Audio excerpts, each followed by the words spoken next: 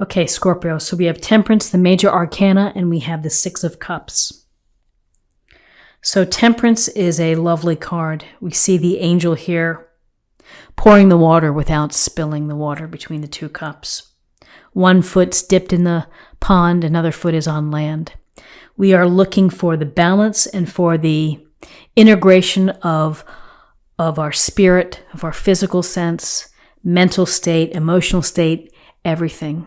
And we're trying to find the equilibrium. We're trying to find the moderate path to restore, and so that we feel healed and that we feel like our best self. Here we see, we see the sun, or this crown, golden crown, down the path here. We see the beautiful flowers. And it is the sense of taking a moment and allowing yourself the time to restore and to recalibrate what needs to be recalibrated. However, the balance of your life, perhaps it's the balance of work and play or time spent in relationships, whatever it may be, this is telling you to pay attention to the balance in your life. And when we have balance, when we are able to blend and have the perfect blend of all of the aspects of ourselves, then we're in a better position to be able to deal, to cope. And I would say that with this Temperance card, there's also a lovely reminder, which is to listen to what the universe is telling you, your instinct, your intuition, your angels or spirit guides. When you see random numbers or you see things that just kind of pop up, pay attention to them and think about them. And so, whatever it takes for you to get into balance, this is your charge for the week. Then we have the Six of Cups. And the Six of Cups is a card of what you see is such gentleness and kindness. The older child is giving the younger child flower with a cup in it. So it's a nice reminder in your relationships, in your interactions with others, to be gentle and to be kind and to be considerate, to be thoughtful. Some of you may get an unexpected gift. You may be surprised by someone else's generosity, and you may end up with a gift.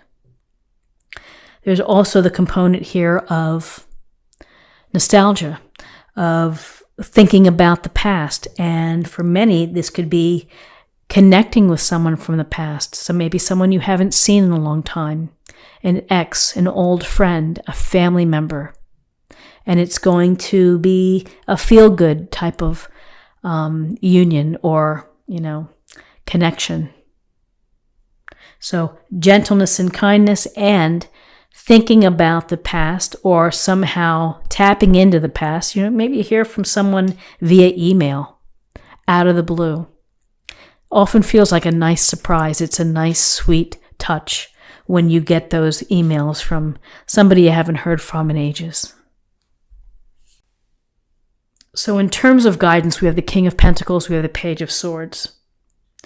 The King of Pentacles is a master in creating a secure foundation, building resources, investments, money, being at the pinnacle of a career, putting in the hard work. Pentacles is this grounded energy, willing to work hard, to dig deep, to pay attention to the details, to have a plan, and to be very, very patient in getting to that place.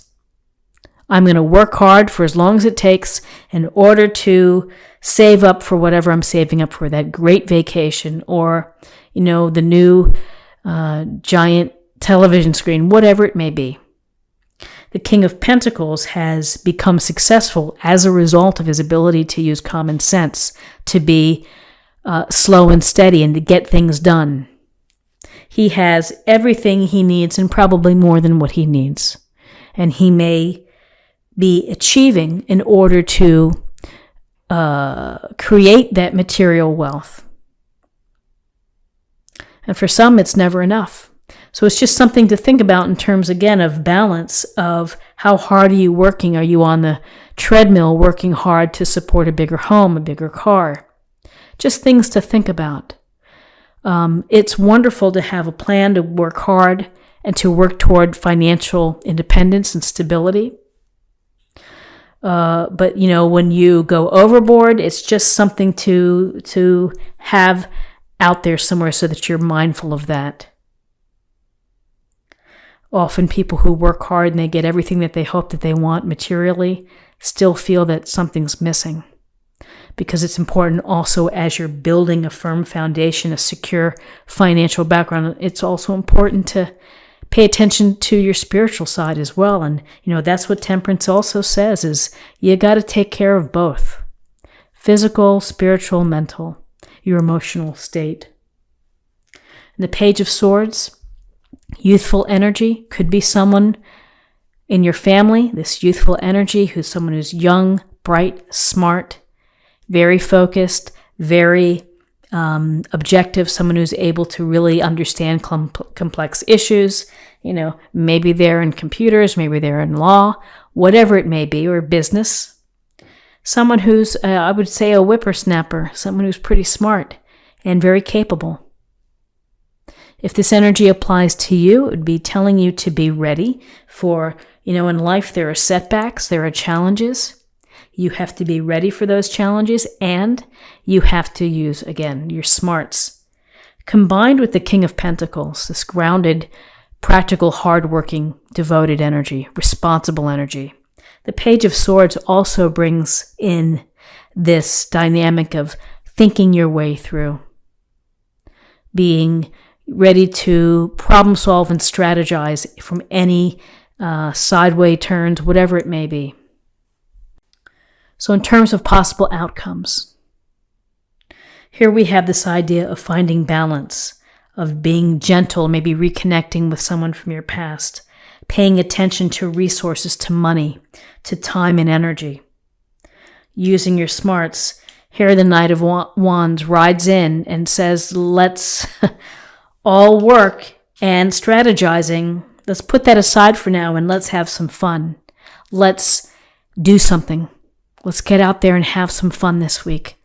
Let's go bowling. Let's go hiking. Let's go horseback riding. Whatever it may be. Skydiving, you name it. Passions, let's live life. Let's not let life pass us by. Let's jump right in. Where you have a friend that calls and it's like, hey, drop everything, let's go. And some people are like, well, I have to do this. And they'd be like saying, forget your schoolwork. Forget your working on the weekend. Come on, let's go. You need to do this. You need to have some fun. And often that really works.